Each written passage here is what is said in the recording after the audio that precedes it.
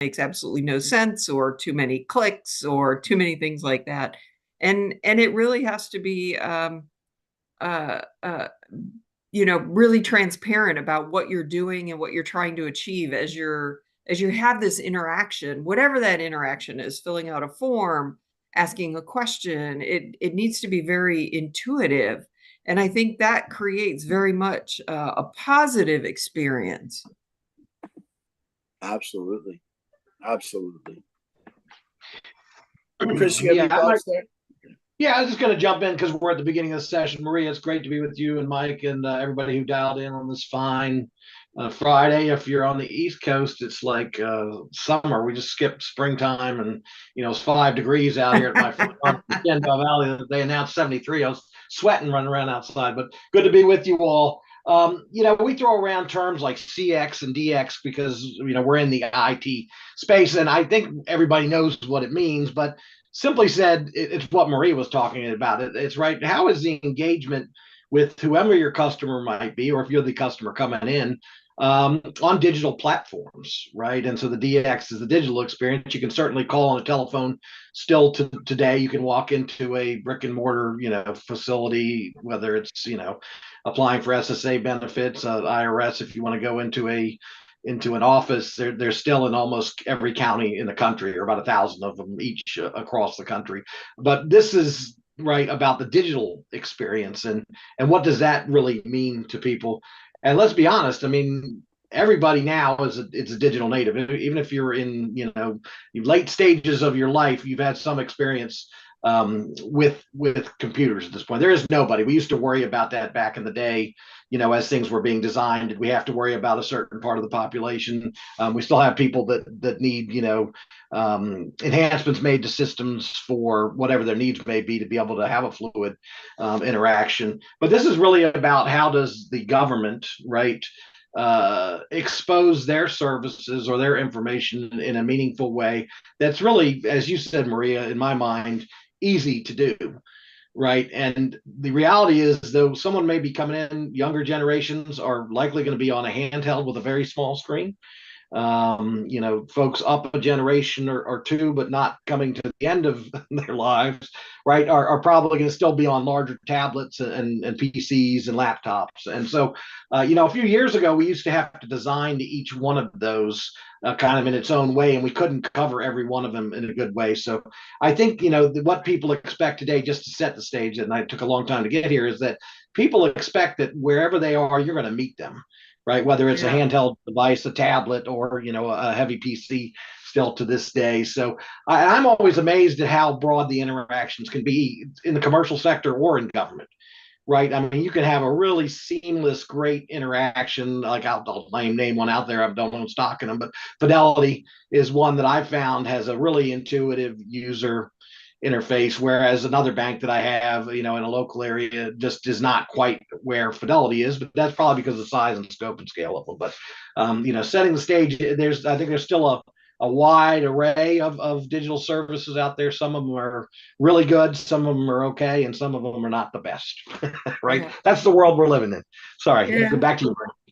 Yeah, I think you make a great point though, Chris, about, the accessibility. And I think about, my mom, she falls into the older population, and I know, on her phone and elsewhere, I've had to set up like high contrast, right? So she Yeah. can see, and those accessibility features are critical for somebody like her, being able to, expand the fonts, making sure she knows how to do that, and then making sure that whatever the interface is from a digital is responsive to her, so that it is high contrast so she can see it. Yeah, I agree. I got a lot of gray hair, but I'm really young yet. And reading is terrible. So yeah, finding that, the top text, the big A, Yeah. on the device. But you'll find that, to your point, it's a great example. There's a wonderful app for the pilots that I use, and I'm not going to name the name, but that doesn't carry over into that app, and that's the case in many, right? And that's one of those apps that you're using constantly with a lot of maps and everything else. And so yeah, you're hitting on a good point there. Is you got to be able to operate across the spectrum of devices, and again, I like to say meet people where they are. Yeah. Yep. Well said. Well said. Thank you both. Okay, this next question, I'm going to start with you, Chris. The next question is, if done correctly, what role does having a positive customer experience play in the relationship to federal services? Yeah, I mean it's the end all to be all because depending on what interaction a individual is having with the government, and people don't have, if you really look at it, most people do not have a lot of interactions with the federal government. It's at key points in their lifetime. You're not having a digital experience yet as a baby when you get that Social Security card, right? But that's one of the first things that you interact with people in, is to get that. And then at the end of your life, right, then you apply for those benefits. You may have, survivors benefits in between if you have a health issue or your parents pass away. There are programs in between, but that's a great example of, you're going to have probably pretty limited interaction with the Social Security Administration, but it's like really important. So it's really important, and that's positive. And Yeah. they're one of those agencies that has really gotten it over time, right? I lost my Social Security card, and for some reason, somebody wanted to see it a couple of years ago. And wow, was it easy to go in and get it? But with a lot of security around it. So they weren't giving it away. So that interaction is critically important because it may truly be the only interaction that citizen has with that agency at a given time, right? Lord forbid you're in a disaster, right? You're going to interact with a lot of different agencies when that happens. And I'm going to use a not-for-profit first, like the Red Cross is just known for their customer care. I mean, if you, Lord forbid, your house burns down or anything. I used to work in retail a long, long time ago, and people lose their clothes, the shelter, right? It's Maslow's hierarchy. It's clothing, shelter, and security. And people within hours would be walking in with vouchers to those retail stores to get clothes, to clothe themselves, right? And they get out. And the Red Cross has done a great job of keeping up with that digital experience now. And you could extend that to FEMA, and other agencies that you could interact with during an emergency. So making that positive when somebody's really in a critical life, emergency is important. And I'll be quiet here. I'm just going to say another one is like the IRS we interact with every year. Right. And now I think the numbers are 90% self-serve on household taxes, like 240 million Americans do their taxes once a year in April. Right. And that's now like 90%. And it's pretty darn seamless and easy, right? It goes in either through your tax provider or your tax software, or you can submit it. And, they do all the matching behind the scenes. And, if everything goes well, you don't interact with them. Now, when you do have to interact, it gets a little, IRS does really good at this stuff, but sometimes you just get a form in the mail. So you come out of the digital world and you're not sure because all the scams that are going on out there. Is that really a letter? And that's where it gets a little interesting, where I'd say there may be opportunity, for that organization as they go forward. But so that positive experience, I'm just going to end up on never forgetting. I spent, most of my career in the federal government as Maria did, and Mike, you spent time serving them, and I've served them in industry. I think one of the most important things to never forget is that the true, payer of one's salary is the taxpayer. So to the positivity of the interaction, whether it's digital, in person, or over the phone, needs to be as stellar as we can make it, because we're really using, everybody's money to get this done. And so, and our public servants do awesome with this, but that is where I would end my comments on positivity. It sure as heck better be a good interaction, because, we're all paying into this, everything that we get out of that, all the infrastructure, the services, and all that type of thing. So.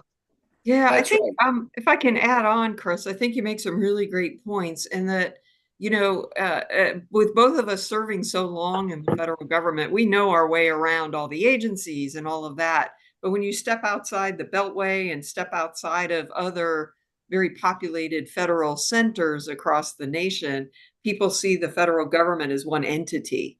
You might have the IRS, but people see the government one big entity, and that positive experience, it doesn't matter which agency somebody touches. Yeah, I had a great experience with the federal government, or maybe not.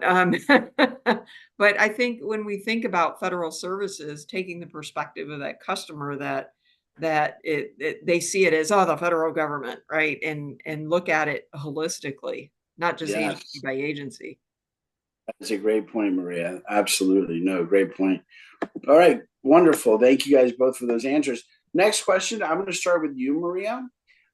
If you were to give the federal government a scorecard on digital modernization, what would you give it and why? This is a great question, Mike, and We I are really we are recording you, Mrs. Roach, from the Yes. And well, let me start this way. So so I am, coming out of the federal government. You guys know I'm a huge champion for the federal government, right? The big cheerleader, right? And there's tons and tons of goodness just across the board in digital modernization, just across the whole federal government. But on the flip side, the press highlights when something goes wrong, or well, that 40-year-old mainframe still exists, right? And that's what gets attention. And I think some of the goodness does not get enough press.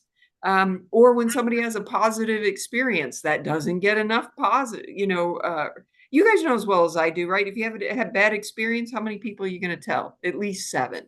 Um, Right. and I was hard pressed to give the federal government a score, because could I say C or a B? It's not an A, but is it somewhere in the middle? And oftentimes it's not the technology that are the blockers either. It's some of the bureaucratic things that get in the way of that digital modernization, right? It's the people and the processes, not necessarily the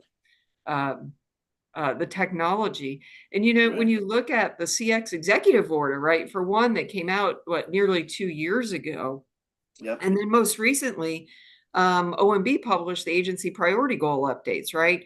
So it highlighted where agencies like USDA, for example, they use customer feedback to simplify loan processes and provide online access to different benefits and things like that. So you're seeing um, the goodness that I mentioned at the top of the question across the federal government, but that doesn't get nowhere near the visibility that it should.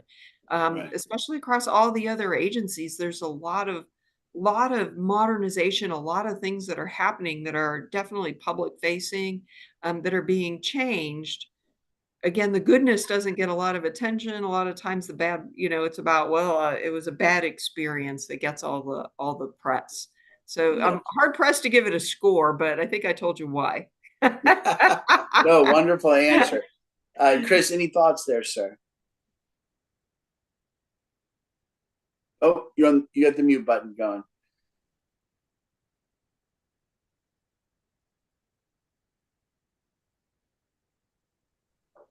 Sorry, technical difficulties for me. I think my other speaker just went off, so hopefully you guys can hear me now.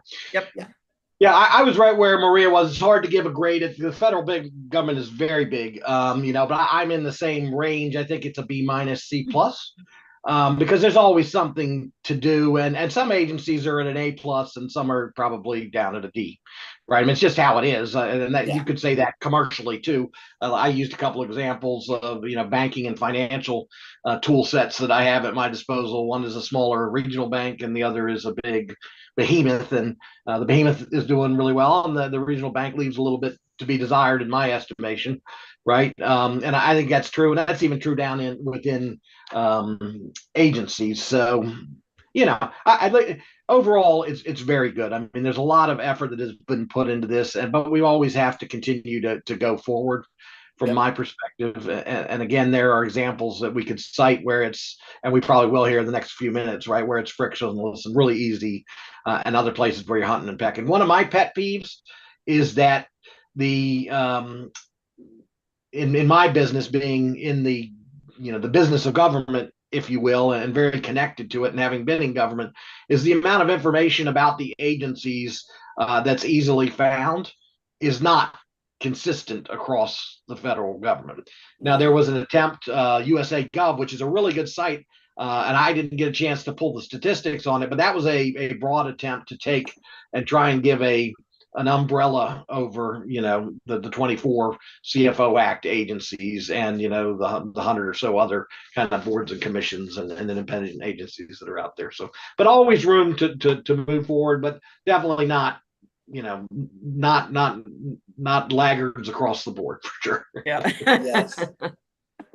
Thank you, Chris. Thank you very much. Okay. The next question, Maria, I'm going to start with you again. What are the pain points or issues surrounding the customer experience within the federal government, and how do we change the dynamic there? Yeah, I think I actually have a little story for you. Something personal experience I'm right in the middle of right now. All right, great. Middle of the year last year, I was supposed to get a check from an agency. Didn't happen. They sent me a thing in the mail that said, "Okay, your check, da, da, da, something something was mailed." Never got it. Okay, what happened? Called the agency, long story short, oh, looks like, a stolen check or something like that, right? Great, we're going to pass this on to another bureau. When you are bureau component of this particular agency, they passed it on, and we got some paperwork in the mail, and we filled it out and mailed it in, and then crickets. Crickets. Called the phone number that's online. You'll love this. On the phone number, you go through the little options. It says your call is important to us. Please call back. Click. Oh, wonderful. Okay. And then if you fill out the online form, for an inquiry, because I will back up a little bit, the forms that we mailed in, we put a tracker on it through the post office. So we know it was delivered to the P.O. box. So the follow up is the phone calls and then the web forms. You fill out the web form, all the information on it, crickets. After about 4 months, you start going, well, according to the data on their website, we should be hearing a response from them in about 6 weeks. And now we're coming up on 3-4 months and something's happening. I will tell you that the person that's in charge of this particular bureau component I worked with some years ago, and I know him personally, and I picked up the phone and called him. And I said, help. Now, this is not something that Joe Citizen can do, Right. but that's what it took for me. And he said, what do you mean the phone number's hanging up? They said, yep. He said, oh, no, that's not supposed to be like that. And I said, well, it's your agency. Yes. I Right. mean, long story short, he put me right in touch with the right people, and things are moving now. But it took that to really, and that's a pain point, right? So if somebody's calling a phone number and they're getting, yeah, your call's important to us, click. And then you're filling out the web form and you're getting no response. What do? Right? Yeah. You're totally at a loss. You have no way to reach that agency other than, if it wasn't for me picking up the phone and calling my friend who's the head of that agency, I would have just been doing what? Resubmitting my form again and sending it to the circular file. So, that's a prime example of just a pain point that people experience. And that's hard. And to address that and to improve that, a couple recommendations, right? There's technology around this. Don't hang up the phone, put it in a queue. This is easy. The things to address it are very, very easy, right? Using technology to put the phone in the queue, put a number in there, leave your number, get a call back, all of that. And then for web forms and inquiries, right? I did this at the SBA where we had during the pandemic, tons of phone calls, tons of inquiries from small businesses, all wanting to know the status of their money, whether it was the EIDL grants, a paycheck. We put a system in place that was able to pull all that in, used AI, consolidated. It was all from the same caller, duplicative emails, all of that stuff. We were able to very quickly consolidate thousands and thousands of emails and phone calls into one for a one customer, right? One to many, and be able to respond to it. So there's some things that can be done that are low hanging fruit that are very easy. So addressing those pain points and then looking at how to improve that customer experience. My recommendation is go after the low hanging fruit first. Right. Well said. Mr. Smith, anything you'd like to add there, sir? No, I think that was a great example that Maria had, Yes. how Yes. frustrating that is. And to add to a frustrating point is anyone who has a digital, kind of interchange or website exchange with a customer, but then says you got to mail in the form. right? It's like, now take that form, go change your policy on the back end that allows for a digital signature, right? There's still a lot of that, unfortunately, across the board.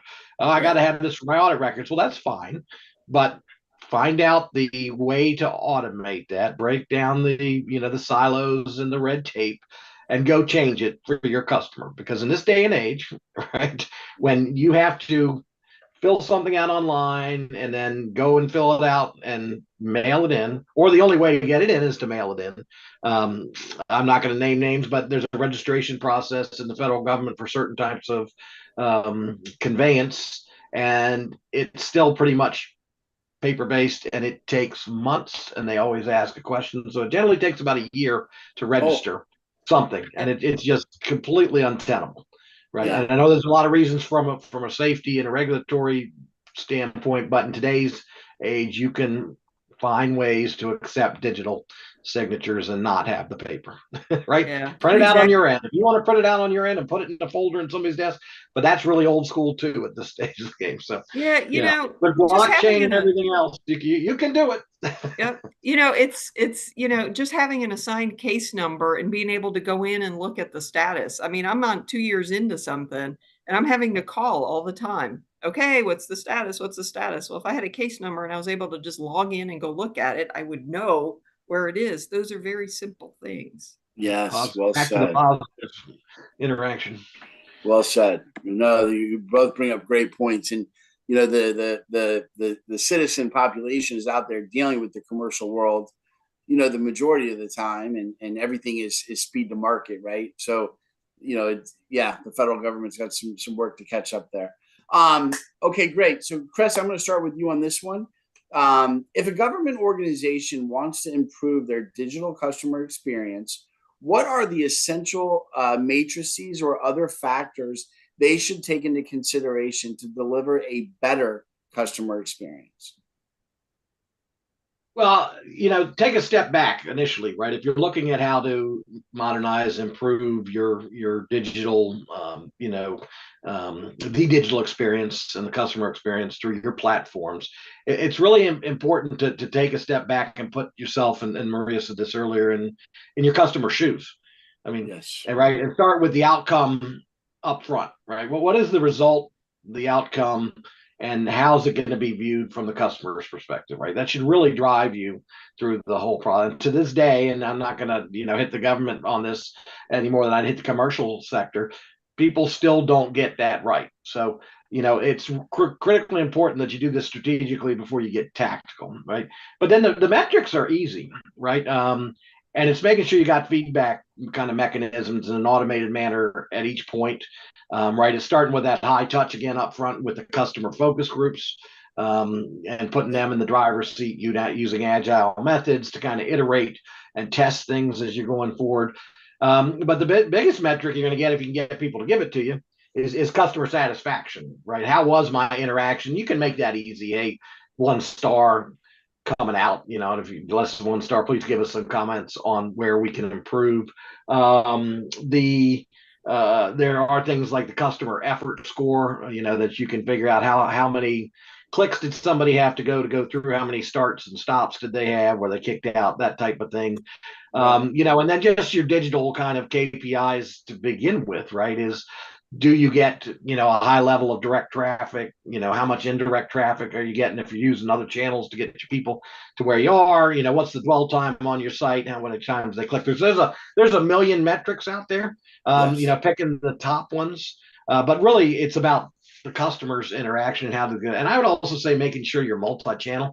If at this stage of the game you're kind of one way in and one way out on the digital, and I'm not even talking getting to the phone, right? Make sure you got some chat and it's manned, or there's a way for somebody to reach back out that they can get to you. And then if they do want to use phone, you've got your systems interacting. Maria talked about that, and that's critically important, right? And Yes. And don't rest on your laurels to the point where Maria calls up and the person she calls the agency because she knew somebody. Well, that's supposed to be working. So sometimes you need that call, right? But getting on it quickly, stuff does go bad. But you can use automated calling, bots and screen crawlers and all sorts of stuff out there to make sure that what you're doing, and try it yourself. That is one of the most interesting things. A lot of times people don't, beyond the team that made it, Right. people don't go in and just say, hey, I'm a mystery shopper, if you will, right, in the retail store and rolling through. So those are the big things I think that I had. I'm just looking if I made a couple notes on this point, but no, I think that's it from my perspective. That's Thank you. funny, Chris. I used to call my help desk. My staff, they hated it, but I would call my help desk Yeah. and open my own tickets by myself to see how the experience went. I used to do that. Yeah, that's critically important, and a lot of people don't take that extra effort. Yeah. Yeah. Yep. All right. Well done. Well done. Well said. Okay. Next question. Chris, I'm going to start with you on this one as well. How can a U.S. federal government organization assess if they need an upgraded customer experience within their agency? Somebody from the outside, right, come and take a look at it. You can have, somebody from another agency that you're working with, another IT shop. You could have just program people. Again, if people are not kind of consuming their own meal there, if you will, or eating their own dog food, or drinking their own champagne, that people like to say. But if you've got a little bit, one of the greatest strengths of our country is industry and government working together, and an agency's first role is not to be the best DX, CX people on the planet, right? They got a lot of things that they do in their missions. Yes, they should be very good at it. Yes, there's a role in certain organizations, either within the kind of public relations side of the house or the IT shops or other programs that they have to have a customer facing aspect of what they do. But a lot of times having the right group in with you that already has the tools, the templates, the tests, and you probably already have them on contract. Honestly, they may be doing something slightly different, but I think accessing people who are experts that do this day in and day out, and you'll hear me say it wasn't just DX from an IT standpoint, it's really marketing. I mean, to be honest, I know we're talking more about transactions and interactions, but it's marketing around that helps people have a good flow through it, right? And Right. You may not need marketing, but in many cases, I found in the organizations that I was in, Department of Agriculture, for example, we really worked with our communications office hand in glove on any customer facing aspect of what we did. Even if it was a form for a farm loan, right? Making sure that all parts of the organization kind of had a view into it, because in big agencies, there's kind of different mission drivers, and I don't want to say competition, that's not the right term, but making sure those are all in sync, and that hey, over here we're trying to do X, Y, and Z, down here we're trying to do this, I'm trying to fill a need here. If those things come together nicely, any interaction that a person has within that big organization will be that much more smooth and that much more positive. And then running tests, I'll stop there, but constantly testing and poking at your infrastructure, from the outside in and the inside out, right, is just good practice, and not just for the customer, for security reasons, for efficiency, for effectiveness, and probably 5 other reasons. Maria, any thoughts on that? Yeah, so first one, how do you assess if you need upgraded customer experience? I'll tell you what, people will post online all day long. And so that is a feedback channel, and comms ought to be paying attention to that, right? As well. But I'll tell you on the assessment piece, I know if you look at like performance.gov, right, when the CX executive order came out, and you look government wide, those initiatives that were taken on, they all start with customer feedback. Chris talked about this. What is that customer feedback, and what is that loop? It's not just a one way. What is the feedback loop? So it's a dialogue with the customer to make sure that they're satisfied. And then, also looking not just agency by agency, but across the federal government, where there are intersections where information is passed from one agency to next, right? Disaster assistance, right? That's one that everybody understands. Chris, you mentioned that earlier, right? So FEMA working with SBA and HUD if you go to FEMA and you apply for a grant, you don't get a grant, but then you get sent over to SBA for a loan potentially because you can get a loan for your house at a good interest rate. So there's a lot of interaction there. And then also on disaster, right? HUD for housing, and other agencies that are all part of that entire disaster response. So when you think about customer experience, and I mentioned earlier about, somebody having an experience with the federal government, positive or negative, it's going to be about the federal government. It may not be about FEMA or HUD or SBA or pick your agency. It's going to be, my experience was great. They got me what I needed, right? Yeah. Or maybe not so much. So when you look at it from a government-wide perspective, you also have to keep that in mind, that interaction between agency to agency. I just use the disaster assistance one because that's, most people know about that, right? They know about FEMA and they know about the interactions because of the boots on the ground. So that's a very visible one. But again, that intersection where there's a handoff from one agency to another, and that customer experience needs to be the same across all the agencies. And maybe it's transparent to the user, but it needs to be a really good customer experience. Yes, well said. Well said. And a shameless plug for VTech. We actually helped FEMA rebuild their disaster recovery. We modernized their disaster recovery application. So yes, wonderful. Okay, question 7, Maria. This one's going to lead with you. What strategies are being discussed or implemented to enhance customer experience in the federal technology? Yeah, there's actually a handful of those that are really, when you talk strategic, focus areas and we've been talking about customer feedback, right?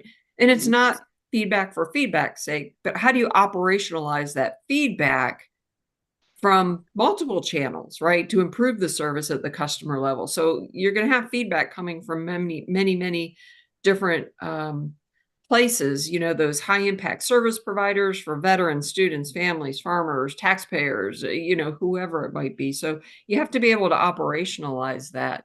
We've talked a lot about the online access and streamlining. And I'm going to foot stomp a little bit the accessibility and making sure we're inclusive. We talked about it at the top of this webinar, when I gave the example of my mom and being able to reach people who have needs, right? So that accessibility of services is really, really important. And then, I also think making sure the services are efficient and time saving, right? What are those measures that get rid of that administrative burden to save people time, increase the efficiency?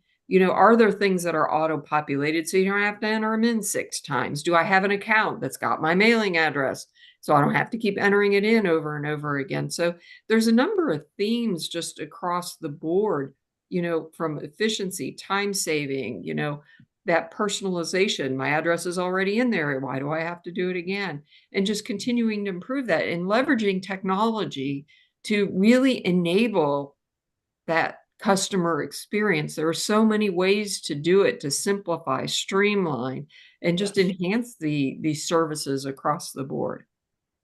That's right. Okay, I'll move forward just because I'm respecting the time here. Chris, I'm gonna jump to the next question, and this one's gonna be with you, sir.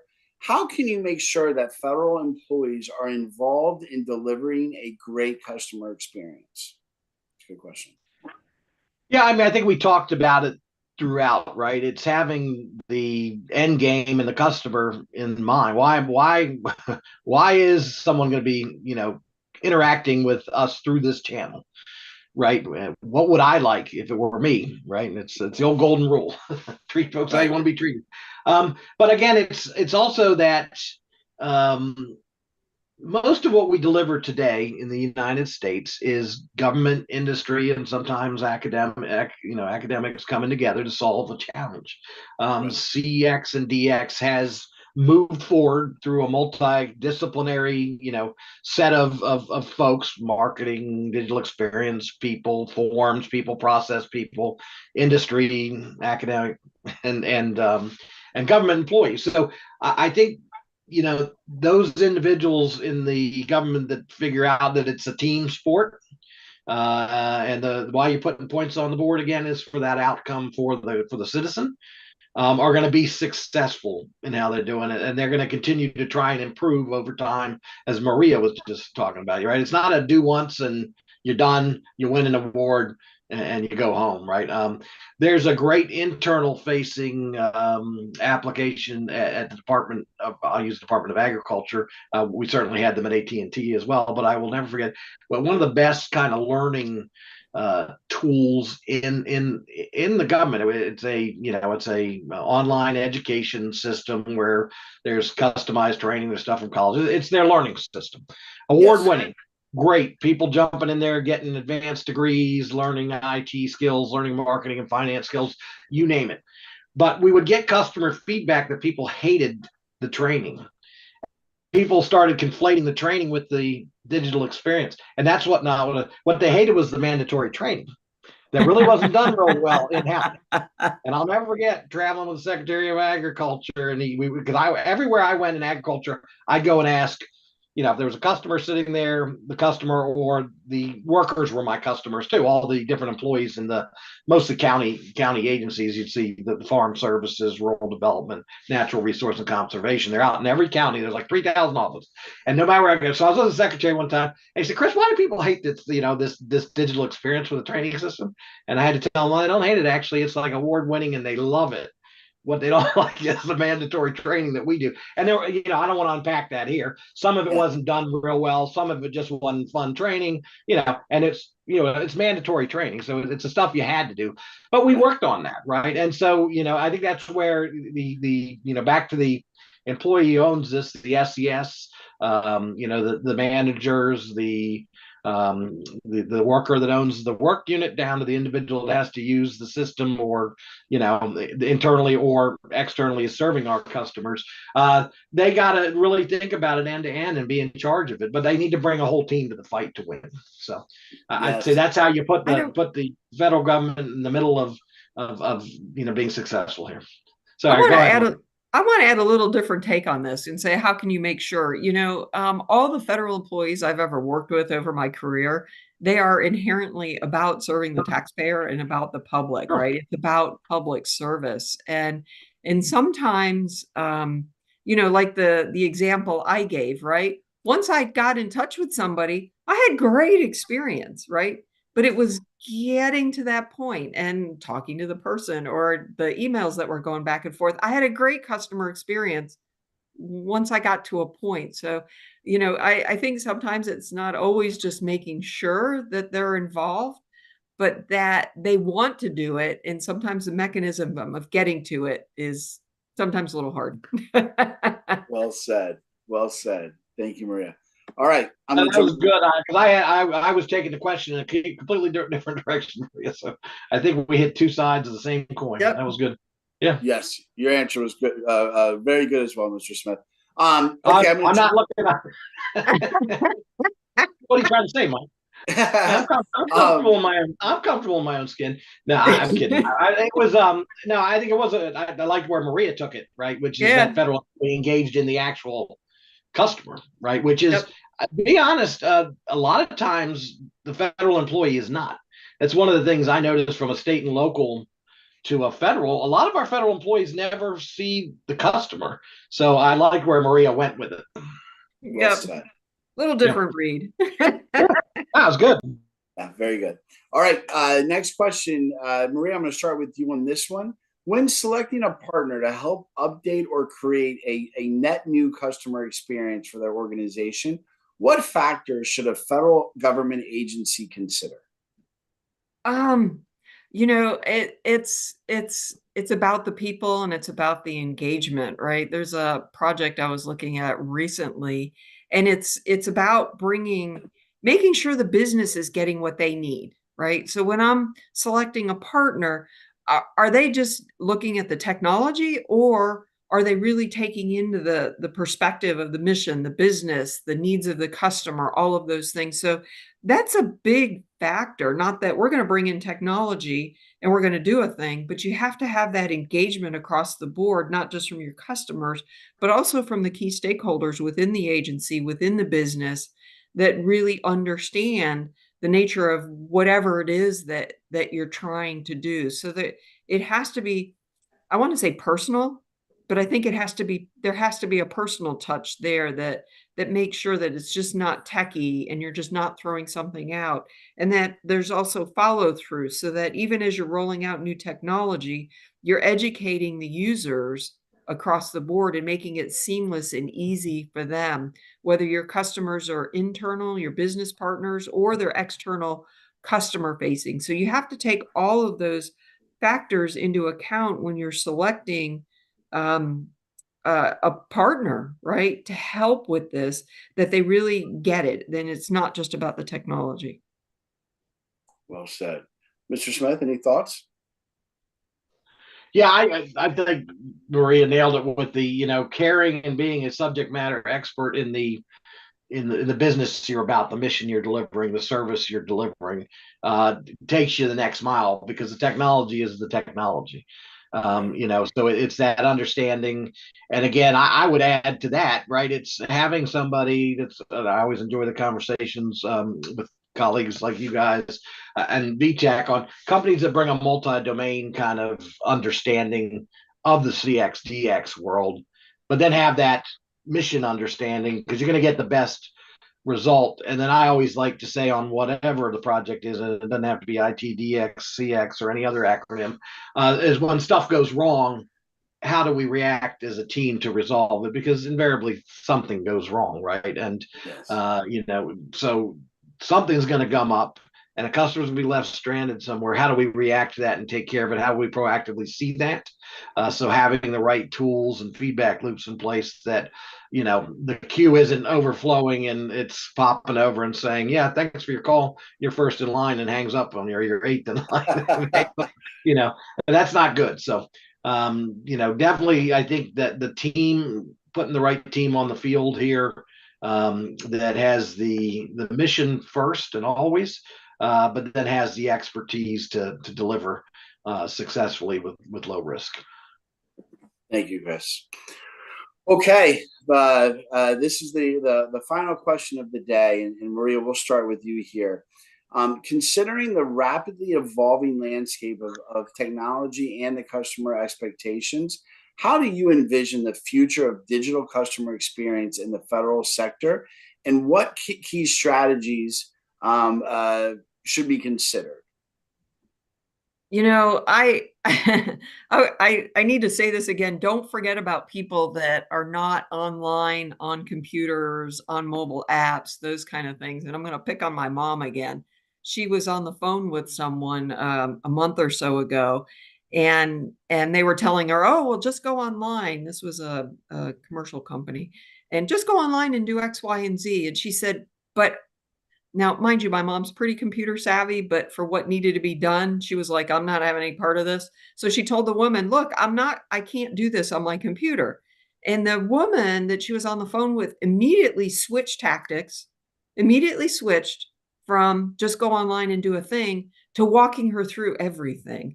Now, you have to be able to do that and be flexible enough and be intuitive enough to pick up on that. So I think that's a key strategy in just making sure that you're encompassing the whole user, not just somebody who's online only. Right. Chris, any thoughts there? Well, it can get creepy, but one of the things that the financial industry was trying to do was kind of be proactive in life events as people go through their life, right? And so when you graduate from college, you may be wanting to get your first credit card and buy a car. And then, if you get married, then you might be buying a house. And so what was happening over the last few years is trying to predict what the next kind of life event was for an individual. And so if there's, an agency that has a kind of a lifetime, check-in like the IRS and Social Security, we name a couple, if you're into small business or farming. There's different agencies that are going to touch you through your life. So, but I think we have to be careful because there is the aspect of Big Brother and people freaking out when government is trying to help them when they're not looking for the help. But I do think ultimately the CX and DX are going to move towards a more proactive understanding of you when you come into the exchange and take whatever event you're going to do digitally and be able to again frictionless ease of movement, fill your stuff out for you because they knew you were here last year and you're coming back in to do something, and keeping that data and saying, oh, you probably want to go do X, Y, and Z. Hey, Mr. Smith at the SSA, and they are doing some of that, right?